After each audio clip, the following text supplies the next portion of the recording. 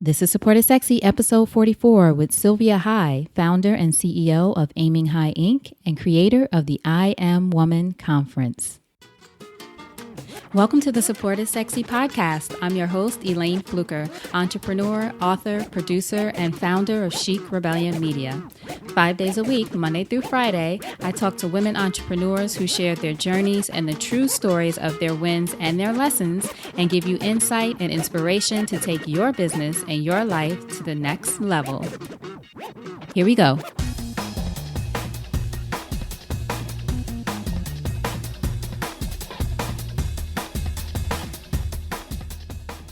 Hi, everyone. This is Elayne. Welcome to a new episode of Support is Sexy. I am excited to have you here because you know it just would not be the same without you. So today we are welcoming Miss Sylvia High, and Sylvia is the CEO and founder of Aiming High Inc. She is a master life coach and transformation coach, and her company works with Fortune 500 companies as well as personal development workshops like Momentum, which I speak about a lot and is something that I went to last year, which changed my life. Sylvia has also appeared at events for Oprah Winfrey and Tyler Perry. And one of the things that I'm most excited about is she is creator of a new conference that's coming up this month in September called the I Am Woman Conference, September 24th and 25th. So we go into her motivation for this conference in this episode, as well as her journey in getting to that point. And she is full of tons of great tips and information. So on this episode, some of the things you'll learn is how to respond once you have answers to life's big questions, realizing that you're the common denominator when issues tend to arise. You know how that is. The importance of operating with integrity in everything that you do. How to kick your addiction to the answers. I always say let go of the how. So we talk a little bit about that. How a lack of discovery and exploring can affect you as well as your business. Also, how to have a good relationship with conflict, which Sylvia says is possible. How to create a next level life. Love that. Also, knowing that you have a choice in all things and that you are the author of everything in your life, which I think is so powerful. So make sure you listen out for that. Now, one of the things to note, we did have some technical glitches because technology will keep being technology in the beginning of the episode and a couple spots in between, but it's fine. You'll be able to hear everything that Sylvia says. You'll be able to pull all of the gems that she has in there. In fact, I will bet you that you will want to listen to this episode more than once because it's that good. And one other quick thing to note, be sure you go to supportissexypodcast.com, go to Sylvia's show notes page, and there you'll find the discount that she's offering to Support is Sexy listeners for the I Am Woman Conference. So now, without further ado, Miss Sylvia High. So Sylvia, thank you so much for joining us on an episode of Support is Sexy. I am thrilled to have you here and get to ask you questions. I am thrilled to be here and answer your questions. I love Support is Sexy, as I shared with you a week or so ago. When women support each other, amazing, great things happen. In fact, I'll go so far as to say things that weren't possible become possible when women support each other. Amen to that, definitely. Now, when did you first fall in love with entrepreneurship? Oh boy. So, most people fall in love with entrepreneurship. It was just part of my life journey. It was after many years of working in corporate America. I was on a fast track, really my parents, there was like not an option. You were going to go to school, get good grades, go to college, get good grades, and then work for a good company and retire from that good company. And I was on that track and ended up, working for very large Fortune 100, 500 companies and did fairly well. But there was a cycle for me. I would, break the records, President's Club. Mm-hmm. I was in pharmaceutical sales for a while. And just about a year after, I would get disillusioned. It would be something wrong with the people, something wrong with everything, until my mother finally said to me one day, well, my love, you are the common denominator in this equation. And that was like my major wake-up call. And that was really when I decided that's my last job. I need to stop and figure out. And really, my book ended up that year and a half, or actually it was more like a 2-year journey, seemed like the toughest year of my me finding my purpose. And so really, I think for a lot of people, they fall in love with it. For me, I had to do a lot of what I don't like or didn't like, or I shouldn't say didn't like, but was not fulfilling. It left a void for me. And it put me on this quest, this search. And it started with a very powerful question, why am I here? Mm-hmm. And the answer came back almost instantly, to make a difference. And then the second question that came to mind to me was, what do I love? And that was people. And that's all I got that day. Right. That's all God That's gave me that day in that's pretty Seattle, good, though. Washington. The book that you're referring to is your book, The Little Book of Big Questions, right? Yes, a journey in self-discovery. Yep. Mm-hmm.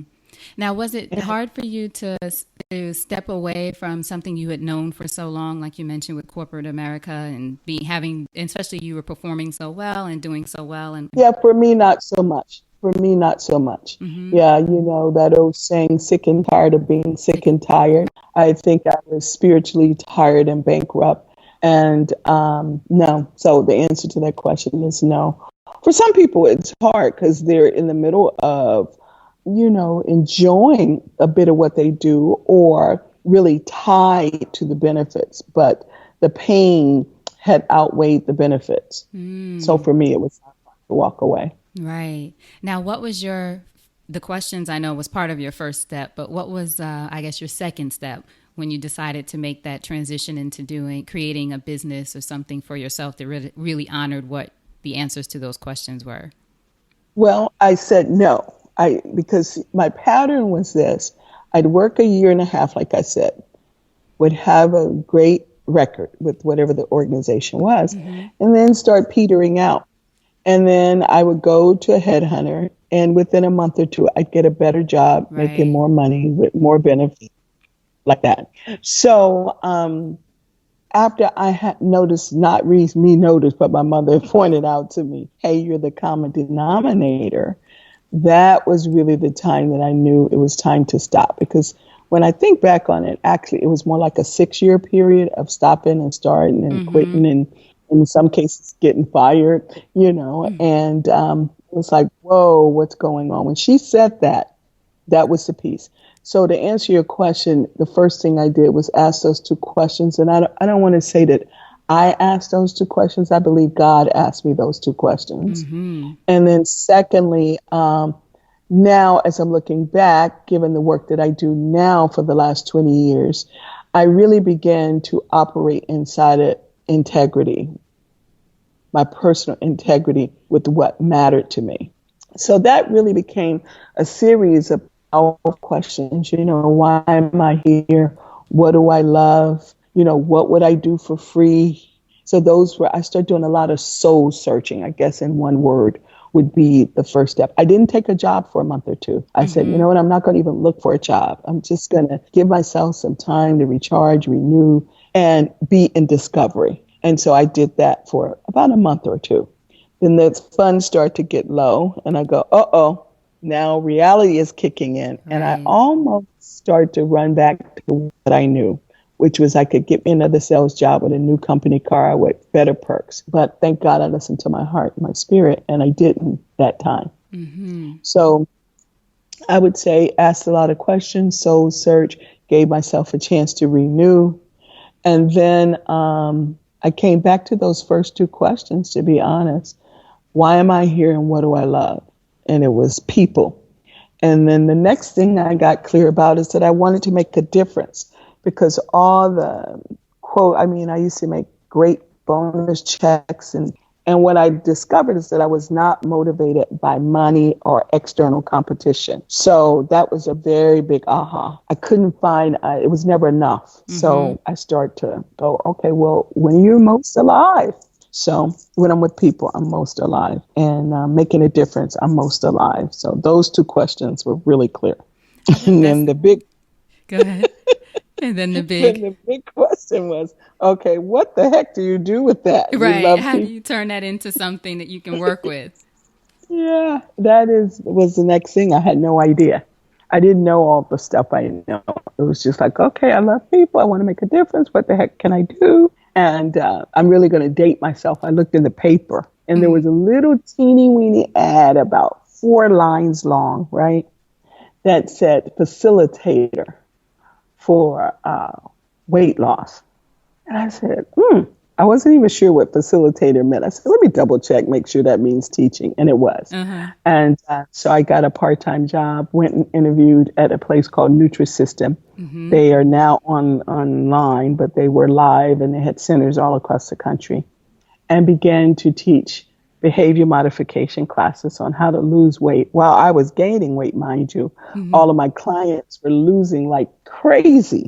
So I had found my niche, being with people, helping them solve problems and making a difference. So I love that's it. a long answer.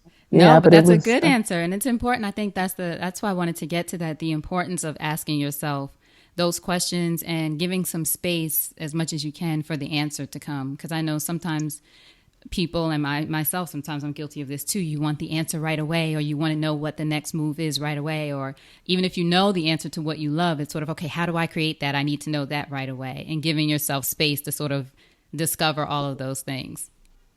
Elayne, I would go so far as to say this. We as adults are addicted to answers. Yeah. We're addicted to answers. And that addiction to answers short circuits substantive, innovative, new pathways, new inventions. And the greatest thing that came out of that journey, I think, really was my wisdom and my life's work. But was the book, The Little Book of Big Questions, A Journey in Self-Discovery. In fact, so many of my corporate clients, when they hire me, well, Mrs. High, how is this training going to impact us? And the first thing I say to them is that you're going to have so much discovery, and it always goes silence because they're thinking about their bottom line. Well, mine is the discovery of your blind spots and things that you didn't know about yourself, or things that you don't even know that you don't know.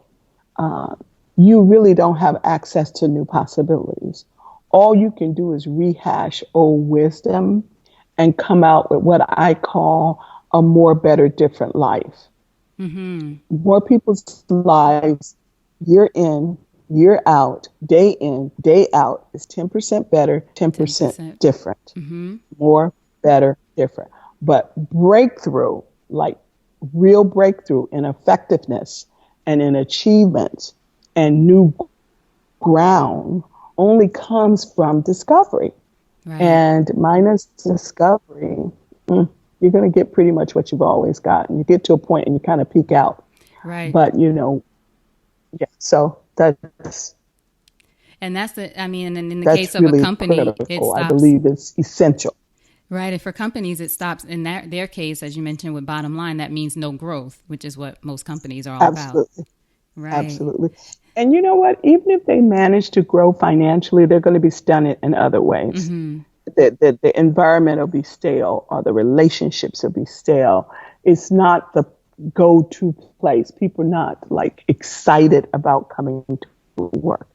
So I think this goes across the board. Individually, it needs to happen. You want to ask yourself the right questions. You want to ask the right questions about your company. You want to ask the right questions about your team. You want to ask yourself the right questions about your significant other. You want to ask yourself the right question about your children. Powerful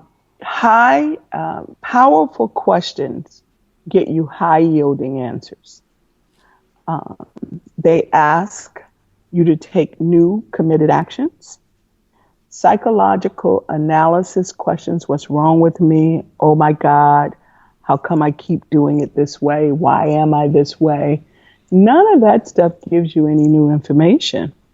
And if we live inside of that blame, guilt, shame, shoulda, woulda, coulda mindset, no new growth there. So it's essential. It's essential if you are up to living an innovative, creative, relevant life long term. And is it important to ask yourself those questions occasionally anyway? Like, even if you're someone like you who is on the path that you know is the right path for you as far as the work that you're doing, do you still ask yourself those questions, Sylvia? I know you ask those questions. I certainly do. I have three that I ask myself almost daily. What worked, what didn't work? What is critical to ask those three questions. What worked about this training? What worked about this talk? What did not work? And what can I do differently? People usually don't do any searching unless something is wrong. I think you want to do it on both sides, when you're challenged as well as when you're winning, because there's information there to gain. So, right. yeah. Excellent. So now you're in California now. Is that where you grew up? Is that where you're from originally, or where are you? Oh, absolutely not. How about the other end of the country? I grew up in West Palm Beach, Florida, South Florida. Oh yeah, the absolute other end. So what was Sylvia like as a young child? Were you always this Oh, person much who's like she is today. Uh, my aunt tells the story that is kind of embarrassing, but she is 15 years older than I am. And her best friend in particular, used to love to take me out with them, dress me up. And my aunt tells the story that I was about maybe 16 months old. And I would walk up to people and have full-blown conversations, hand gestures, the whole 9 yards, except for I didn't have access to words. So I've been very talkative. I don't meet strangers. I love people and have just a lover of life and always have been. That's so interesting, and that's been who you were since you were a baby. Just knowing that you want to communicate. Very much. Way before coaching became a practice, in fact, my mother used to come and spend a couple months with me every year here in California. And she was sitting on my sun porch one day and she was listening to me. My phone rang all day that day. And when I got done, she goes, "You need to be charging people," because folks would call me all day, girlfriends, friends, male friends. "Hey, what do you think? What do you think?" So, that's pretty much how I've been. And thank God I was able to find work that I don't even consider work, so that I could use what I consider to be gifts that were given to me by God. Yes, your mom seems to have been very perceptive. I mean, she's the person who told you you're the common denominator. And then when she sees all the people calling, you need to charge for that. Like, I love that. Your mom is on it. Unbelievable. You have no idea. You have no idea the wisdom that she passed on. And I am eternally grateful.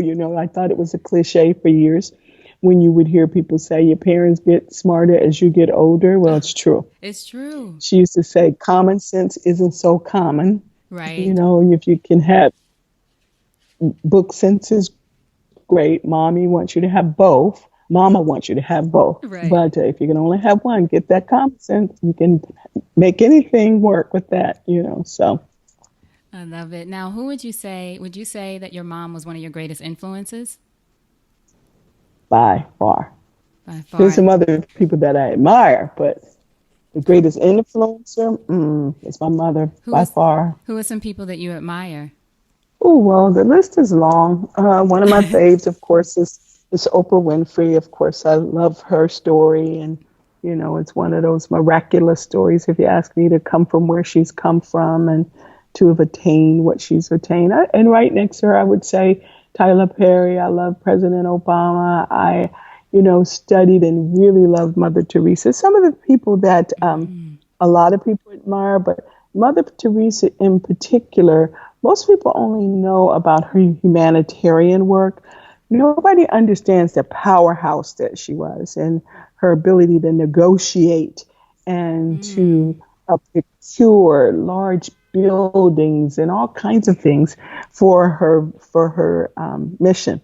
So I also love her tremendously. And, there's a lot. I love little Gabby Douglas and some of our new Yes, the new girls are, oh my goodness. Yeah, there's so many out there that are, I could keep going and going.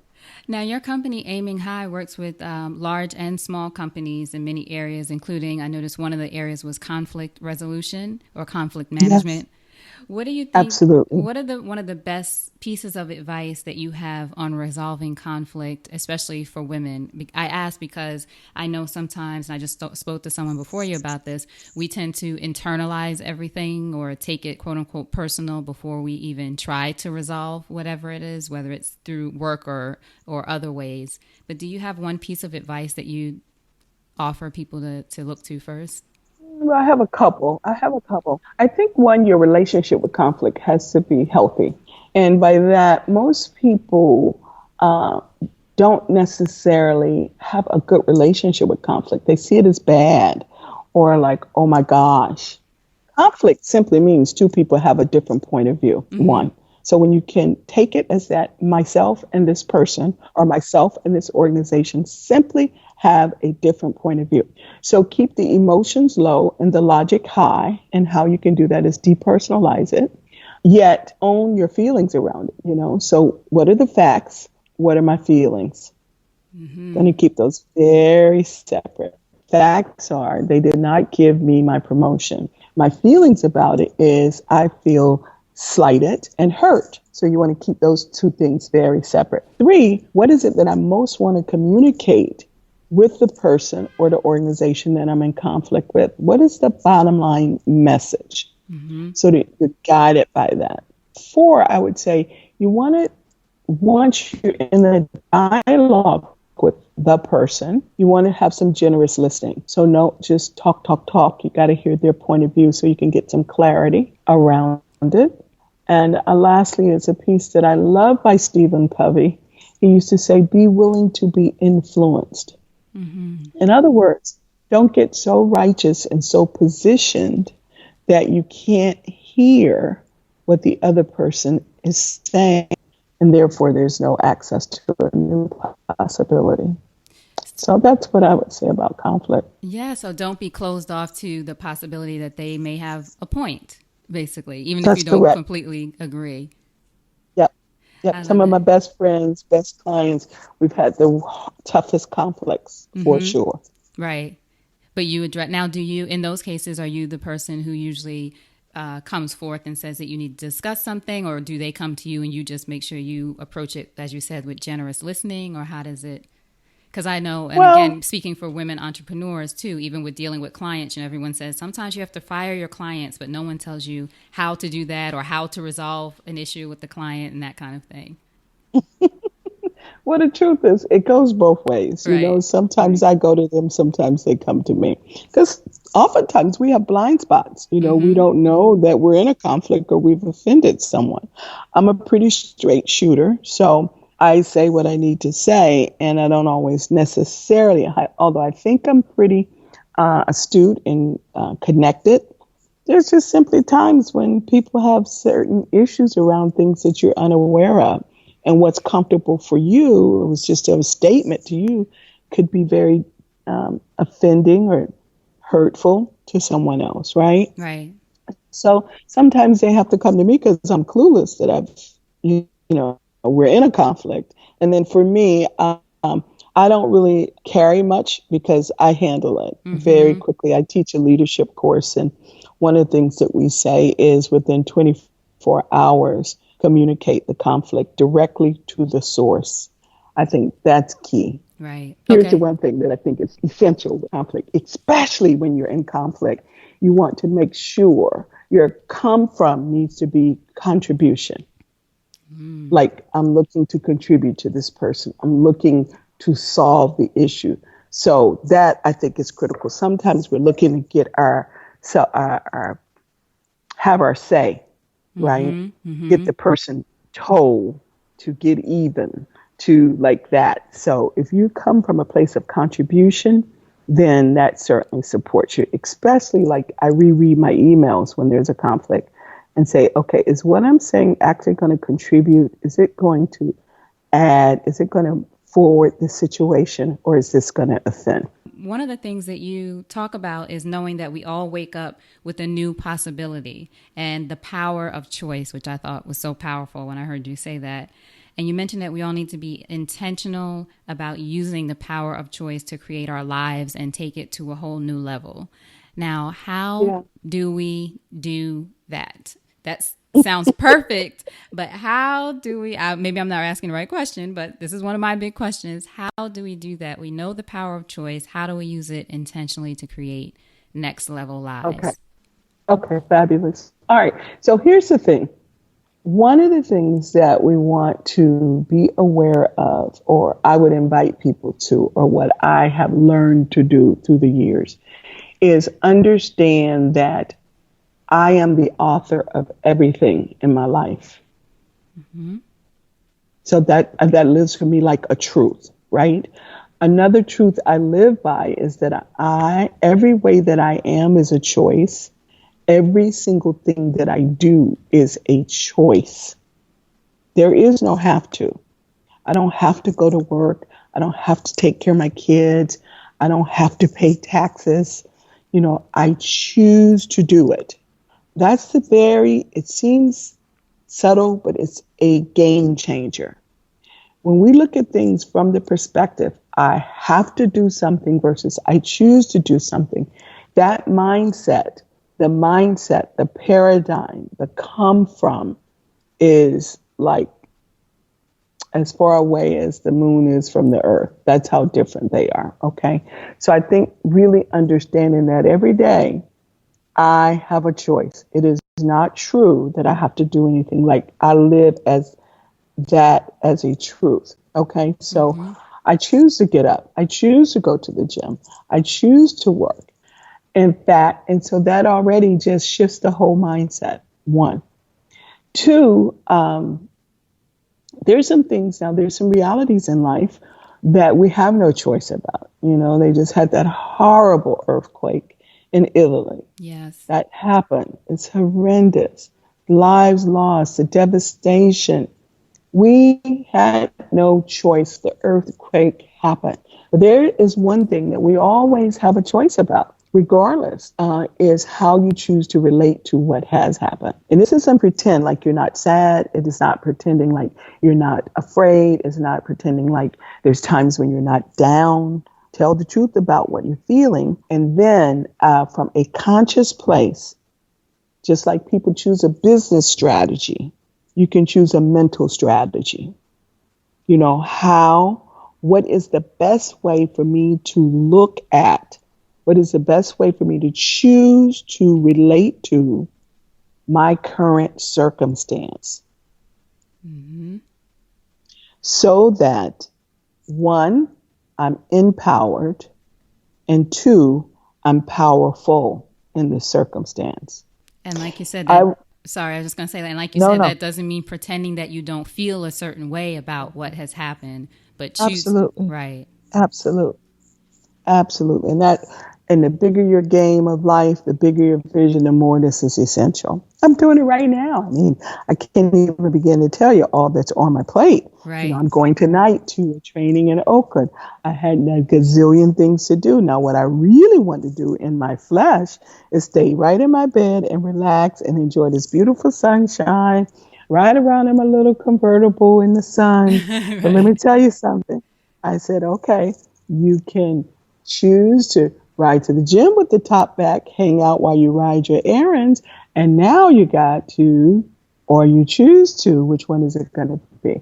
So I'm choosing to go to work. It's very, very, very powerful. Mm-hmm. Here's the other thing that's very different that I think oftentimes people don't realize. So I think contextually, understanding every way that you are is a choice, everything you do is a choice, even choosing not to choose is a choice, is paramount, and that you are the author of everything, Mm-hmm. and being intentional how you choose to relate to your whatever life is serving you, critical. I think the other component is understanding, Elayne, that fundamentally, really at the end of the day, for me, my truth is that I am a possibility. When you Right. wake up every morning, you know what? You are a possibility. I believe God made us unlimited, right? Not that we could do everything, but everything that what we can create in the world is unlimited. I don't have all the gifts and talents, but whatever I want to create is available to me when I understand that I am a possibility and the rest of humanity is a possibility. So understanding that you're a possibility, given the gift of choice, you combine those two together. Whoa, whatever you want to do is available to you. it's a great place to live from. And when I wake up after I give thanks for life, I say to God, okay, God, what am I going to do with this possibility that I am today? And I tell you, when I'm slugging around, it doesn't feel comfortable. I'm like, ooh, I'm wasting my possibility that I am today. I love that. You are a possibility. When you woke up this morning, you were a possibility on so many levels, from the person at Costco to, whoever you talk to on the phone, to the person that's starting there. But you're a possibility for me right now. We're here talking about life and giving me a platform and an opportunity to share my point of view, all the time. All the time possible. I So, love that. I love holding on to that too when we sometimes get caught in the quote unquote what's going quote unquote wrong. It's sort of I have a choice and I am a possibility. I can get through this. I have a choice. I'm a possibility. I woke up this morning choosing to be able to create the things that are available to me or be aware or open to. I guess I should say the things that are aware to me. That's how I'm receiving it. Just in those moments, the importance of remembering that. absolutely. Yeah. I love that. Thank you for Yeah. that wisdom. Yeah, and you know what else I believe that is now overstated and underrated because it's become so cliche-ish, but it's so potent, is the power of now. Yes. You want to stay in the moment. And the tougher life gets, I think, the bigger the challenges are, the more important it is in this moment, I'm fine. In this moment, I am okay, and stay in the moment to moment. So the thing is, how do I stay present to the precious present, not future trip, but yet stay urgent about the future so that I don't let it get away from me? That's the dance. That's the ultimate dance, if you ask me. Right. I think especially if you're someone who is, which you are, of course, someone who is a visionary. So you have a vision of something you want to create in the future. But like you said, you have to be aware of staying in the moment. So it definitely is a dance. I know for me, when I'm thinking about things I want to do, they're all in the future. But staying in the moment it's a choice. That's what it is. Indeed. It's a choice. It's a choice. Now, one other thing you talk about with choices is that the danger of doubting one's choices because we compare them to the fantasy that wasn't even available at the time. Can you talk to us a little bit just about that and again being aware of how we view choice? This is a process that I use in transformational training that I do for aiming high and with momentum education. It's a whole process that we do around choice, right? So when you choose something, you're excited about it. When you chose your new job, you were like, yay, I got my new job. When you chose your new boo, oh, yay, I got my new boo. And matter of fact, you found ways to insert their name in totally unrelated conversations, right? You're like so excited. And then all of a sudden we start to compare our reality, that new job that you got that you were so thrilled about for the 2 weeks off and the 401k plan and the 45-minute commute and the $100,000. You were thrilled. And then all of a sudden you start to compare it to, oh, wow, it would be really great if I could telecommute every day instead of going in for that 45-minute commute. Whoa, I really should be making $200,000 or $150,000 instead of this $100,000. The moment you do that, your reality will compel in comparison.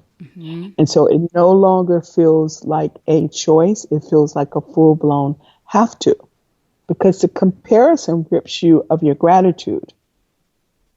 And when gratitude is missing, I'm telling you, cynicism has its way, and doubt and depression and anger and resentment and all the things that make life not work.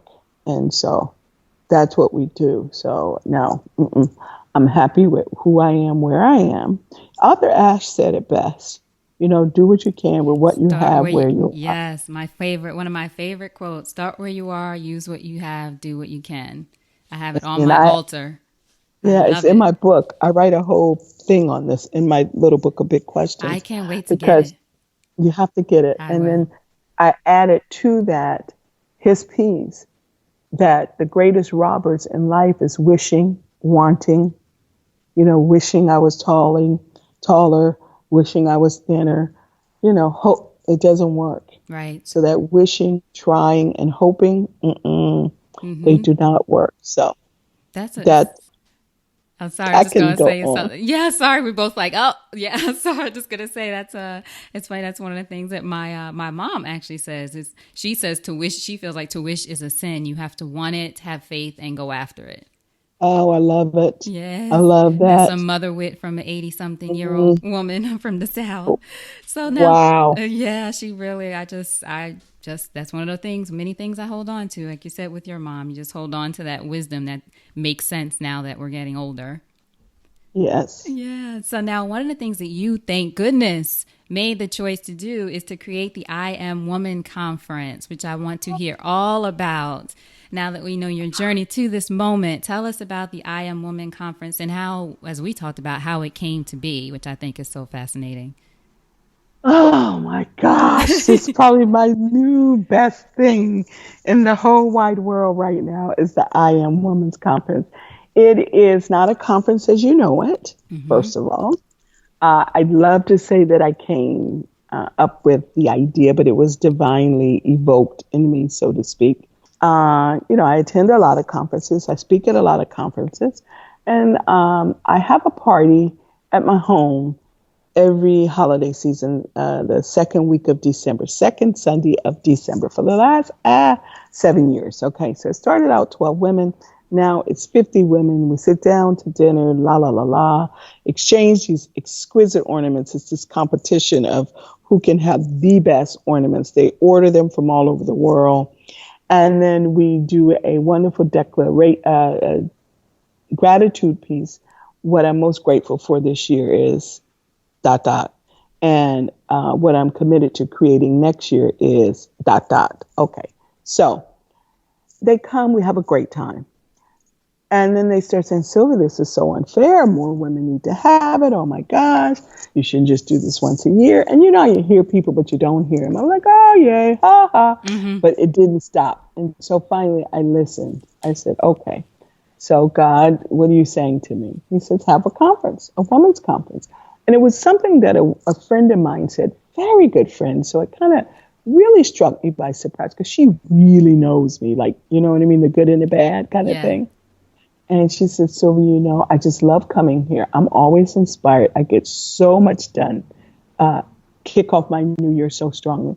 And you're a leader among women. And I was like, what? I never really thought of myself that way. I mean, and it's not just something you sit around and think about. But Mm-hmm. then I began to think about it and looked at it and had to be really honest with myself. And it's the truth. So I said, okay, if I'm going to do a conference, it has to be very impactful, powerful.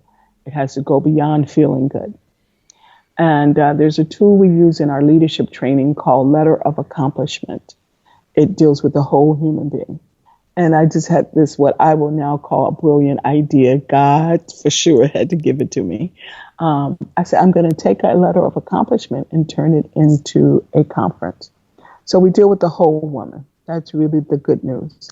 And it's a combination of experts on different subject matters. Like this year, first thing we're going to do is it's I Am Woman, Undaunted, Unmatched, Unwavering.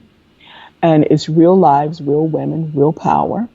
My premise is that we're all real women with real lives.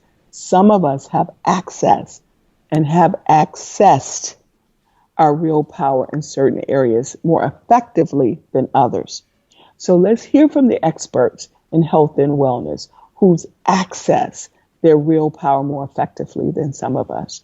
We're going to hear from the dreamers that have manifested dreams and have accessed that power more effectively than some of us. We're going to hear from spiritual panelists, which really that topic is choice as a spiritual practice. I'm like beyond excited about that I and love how they've that. accessed that their spiritual self more effectively than some of us. So we'll take an inventory individually and collectively of where we are in each one of those key areas of our lives, relationship and otherwise. And then we'll hear from the panelists or the speaker. Then there is an experiential component to each piece. So you'll hear from folks, but that's great when people are talking to you. well, what's going on with you? So there'll be a moment where you'll either reflect through journaling, diets, exercises, and have some personal stuff emerge. Then we'll talk about it in the large group where I'll dive in and coach women from the audience around things that they've discovered. It's going to have music. It's like, it's the place to be. I'm excited about it and can't wait to go. And I'm the host of the conference. Right. I'm excited about it too. Now it's September 24th and 25th. Is that? Yes. Yes, in Atlanta. Yep, September 24th, 25th in Atlanta, Georgia at the Marriott Marquis. We kick it off on Saturday morning from 8 until 6, and then Sunday 8 until about 4 p.m. And the website is I Am Woman. I was trying to pull it up here. It's I Am Woman. I Am Woman 2016. That's critical that you put that piece in, because Okay. there's out there with that lead, that tagline. But I Am Woman 2016.com. Awesome. And I'll make sure I have links for everyone, but just in case anyone's listening to this while they're driving, don't try to type it in right now. But this way you know the website and you can go to iamwoman2016.com. Right. There you Yep. go. Awesome. Now, one of the things you and I talked about before this, when we talked before our great conversation, how important it was for you to move forward with this conference before you were quote unquote ready. And I know that's a theme of a lot of the women entrepreneurs and leaders that I speak to. They have these great ideas for things they want to do and move forward before they ready from the sense of all things in place. You certainly ready as a person and experience and all of those, you know what I mean? So can you talk to us about the importance of doing that too when you have this inspired thought? I always say it's important to take inspired action. I believe that critically. I have so many inspired thoughts that didn't come to fruition because I didn't take inspired action, right? So another thing that we teach in my leadership program at Aiming High and Momentum Education is committed to having it happen versus how it happens. Yes. So the perfectionist needs to be very weary, very aware of that. I say, I got really committed to how that it was going to happen. Most people thought it was crazy, but see, talk about support is sexy. A good friend of mine, Tanisha Jackson Warner, in New York, owns a firm called Igami, a marketing firm. She had stepped out on the ledge a couple years before that. And everyone said she was insane to think she could get 300 people in a conference in 90 days. And she did it. And so when you have had something happen in front of you, it inspires you. So I go, well, she did it. And of course, she was one of my champions. I went for it. So the first thing is I booked that hotel and they told me whether one come or not, here's what you'll need to pay us. Right. So you put that up, but not and you got to just do it from a place of why are you doing it? I think when that question is answered, who will it serve? Like for real. How will people's lives be different? Who's going to be inspired enough that they actually in real time take some new actions and have some new results? That's what I'm driving for in anything that I do. I am not interested in selling the latest hype. Sugar water, as my friend like to say. Like I did a lot of soul searching, like Sylvia. What is the quality that you're going to deliver? That content has to be substantial and rich and provocative and evoking. Like I think if you answer your own why, then that will propel you when obstacles come up. My why was really clear. And it was an honorable why. And it is this year. It's no easy feat right now. The easy part is I can bring the wisdom. Really, in my case, for some people, content is the challenge. That's not my piece. But all those logistics and traveling 3 weeks out of the month, let me tell you something. My why has to be very strong. So I think people need to understand their why. And really, is it your and I think one of the things that I know for me, is it a good idea or is it a God idea? Right. And even if it's a good idea, but I feel like if it's not a God idea, then you might want to leave it alone. Mm-hmm. But some things that's a good idea for somebody else might not be a good idea for you. Right. Why am I doing it? I think is really key. And then team, I could not do this without a lot of sexy support from a lot of beautiful, amazing women. Would not be happening. Now, how important is that to you? Because that's something else we talked about, just those meaningful connections and not one of the things I thought you said was great was not the air kiss friendship, like the real hug you up in the moment friends that you have. My life wouldn't look nothing like it looks today without them. It just wouldn't. I've had my every ounce of new ground that I've ever taken has been from the women in my life, starting with my mother. And I have two amazing sisters that taught me how to be great friends because they were my friends. So I came from a context of women loving each other and supporting each other. And my sisters, my biological sisters, we cannot do too well for one another. It's like we cheer harder for the other person. Every success is a personal success. Every pain is a personal pain. So I had that as a foundation. And then God it's going to be so unique. I was a little hesitant, but when I have 45-year-old friendships, 35-year-old friendships, 25-year-old friendships, 10-year friendships, and some that's as recent as the last 5 years. And there's a common thread for any, I use the word loose, but I'm very clear of what I'm talking about when I say friend. And they're the people that rejoice with me when I am winning. And they if you shine the light on their heart and their mind, I'm convinced that what they're saying out of their mouths and how they're showing up would match up. So, and they're, willing to go the distance. We're there's no such thing as being inconvenient. Mm-hmm. And there's a lot of times when it's an inconvenience and I'm juggling way more than I have on my own plate. But if you're my friend or you need me and vice versa, we're there for each other. My husband is amazed by it. He goes, I've never seen anything like it. So there's a group of 9 of us that have been friends for now almost 40 years. We met in college, and it's pretty miraculous. So we're going to do a piece on your net, N-E-T, capital, all capital letters, dash work. Mm-hmm. And you really want to ask yourself, does my net work? It's not about networking. Well, that's critical.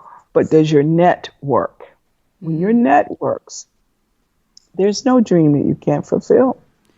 And there's only so big that your dream can get when you're doing it all yourself. That's right. Now your network, how does your net work? Does that mean you'll be doing, say, a session about evaluating the people that you have around you? Or is it about how you utilize, how you utilize those? All of that. Yeah. All of that. Right. That's so important. From a little different angle, because most people only think about it from a business perspective, mm-hmm. Okay, let me go to this networking event and see who we can meet and how we can partner. Right. Exchange business cards and then just never talk to the person again. Never even, I don't mind when people exchange their business cards, but they start making requests and they haven't even earned the right mm-hmm. to it's just like I hate going to those events that are free, quote unquote free. Yeah. And people start selling you a product and they haven't earned your business. We do it all the time. I do free events and going to ask you to join in and go to Momentum Education or Aiming High. But I promise you, we have earned that right. And you've gotten so much value in that event that you can leave that night and have things happen in your life, whether you ever take the next step or not. People's time are precious, so I think, we should always honor people. But anyways, that's a little add-on to the network. But the relationships are everything. Relationships is everything. We do not even exist. We do not occur in the world minus relationships. We're figment in our own mind without relationships. And this is the last thing I'll say on that is you find someone with rich, wonderful, fulfilling relationships, and you have met someone that is a rich, fulfilled person. Mm-hmm. I love it. Amen to that. One of the things that I learned many things in momentum, but one of the things that I learned too, as you mentioned, is that none of us are independent. Sort of independence is a myth. We all depend on each It's, other in some way. oh At my least gosh, that's the way I process it. Independence is a myth. We're all connected in some way. really. I remember one of my first visits to New York some 20 plus years ago. Uh, the subway went on strike, and Oh, the garbage people went on strike. Hello, you don't think we're all one, and don't think exactly. we're all important. Don't let them pick up the garbage for a week in New York and let the trains go on strike. You will get that we're all on the same boat. Right. We depend on each other. That's right. Now, what do you hope women walk away with? There'll be many things, but is at least one thing that you certainly will be pleased if women walk away from the I Am Woman conference with? Oh, what I know each of them will walk away with is clarity about the area in their life where they're not accessing their real power with tools to then go access their real power in that area and implement it in real time. That's what'll happen. I love that clear intention. Not to mention the joy. They'll be touched by God and the Spirit of God and all of that for sure with tangible tools. So I, that is what I'm for sure driving for. I love it. I can't wait to witness it and be there and experience it in Atlanta, September 24th. My parents are in Stone Mountain, so that shouldn't be a Oh, problem. yeah. Now, why did you Yeah. choose? I have to ask you, why did you choose Atlanta since you're in California? I mean, I know you travel a lot, but did you feel that was the city that was it there last year also? Yes, it was. And that's the market where Aiming High does the transformational trainings that you experience at Okay. Momentum Education in New York. Aiming High does that same work in San Francisco and in Atlanta. And Atlanta's kind of a virtual hub. I think next year we're going to come out west. But this year I just went back to Atlanta. We created a buzz and some groundswell there. So, It makes yeah. sense, And though. That makes sense. everybody love Atlanta. I went to school Everybody. there. Did you? Everybody love Atlanta. Everybody. I went to Clark. I'm a AUC. HBCU, AU Yay. Center girl. I went Yes. to Hampton, so I know about the Did you? HBCU life. Oh, Yeah, my best no. girlfriends for 20 years are from Hampton. Okay. My niece went to Hampton, Nora Ah, Taylor. I love it. So So now what's the greatest, just a couple more questions for you. I know your time is very precious. What's the greatest lesson having a business has taught you about yourself as a woman? don't lose your femininity. Mm, Don't lose your softer side. It's your greatest asset. God made you a woman for a reason. So, yeah. that's good advice because I lose that sometimes and am very in touch with the masculine when it comes to business and things like that. And I've had people tell me, don't forget to be in touch with your feminine side, whether it's through either negotiating, conversations, or that kind of things in business, because I get on the go, go, go ambitious path. So that's very sound advice. Yeah, and my husband actually brought that out of me. It was a commercial out called The Softer Side of Sears years Yes, ago. I remember that. And when I met him, he brought out the softer side of Sylvia, which I didn't know it was gone, but Uh it huh. became very, he's a very Now, was it something he strong. actually articulated to you, or just something you No, noticed once he became a part of your life? he became a part of life. He's very strong, alpha male, handles business, and And yeah, allows you to be soft. That's what yes, love a man like that. It's like, allow me to, this is a space where I can be soft. exactly. Yes, I love it. So, a final question in closing, if you think over your life and your career and you had the chance to thank one person whose support was critical to you personally or professionally, who would that be and what would you say? My mother. I would say thank you for pouring into me, loving me unconditionally, and being an example that if I followed it, life would turn out. I love it. Sylvia, thank you so much. I so appreciate you for Okay. being here, spending time with us, and can't wait to hear more about the event. I'll have links to everything. Is there anything else that we can do to support you? Any place you want us to go on social media to the event, obviously? Yeah, do Facebook, Instagram, Facebook Live for me if you would. Let the world know. I mean, the biggest miss will be if people aren't sitting in those seats. It's going to be that good. It'll be the jump start in the 2017. So if you would tweet and speak about it on your Facebook page and encourage your sisters in Atlanta. People are bringing their best friends. It's like the girlfriend weekend with a purpose. Right. So encourage the people to not only come, but to bring the people they love, the women they love, rather. Mm-hmm. So that would be a big thank you to me and appreciate it greatly. I love it. And before you go, what's a parting piece of advice that you have for our listeners? You have one life, and don't treat it like a dress rehearsal. And I believe in heaven, but I believe we should have as much heaven on earth. So get all the heaven on earth and all the goodness that you are due. No woulda, shoulda, couldas at the end of this beautiful gift called life. I love it. That's perfect. Sylvia High, thank you so much. I appreciate you. Oh, I appreciate you too. Okay. Keep up the great work, okay? Thank you. Hold on just one second. Okay. All right. Thank you so much for listening to that episode of the Support is Sexy podcast. And I do hope that you got some inspiration from it. And the challenge is for you to do at least one thing. Take one thing from the episode, at least one thing. You can always do more, but at least one thing that will help you move one step closer to your dream. Whether that's launching a business, writing a book, whatever that thing is that you want to do, take something from this episode and move one step closer. And what I'll also ask of you, if you can tell me what you think about the episodes, what we've been doing, what you want to hear, what you like, what you experience while you're listening, go over to iTunes, leave us a review, and let me know what's going on. What are you thinking? What are you feeling about the show? What else can I do to be of service to you, which is what this is all about, to be of support to you. That's our buzzword, right? You can also go to my website, elaynefluker.com/podcast. So that's ELAYNEFLUKER.com/podcast. Hear more episodes there. Also have a bunch of great videos, tons of information. It's where I'm going to be spending a lot of time, and it's where I'd love to connect with you. So again, thank you so much for listening. I truly appreciate you and your support. And the most important thing I want you to remember is having it all does not mean doing it all alone. So now, go out there and create something sexy, and I'll talk to you soon. Take care.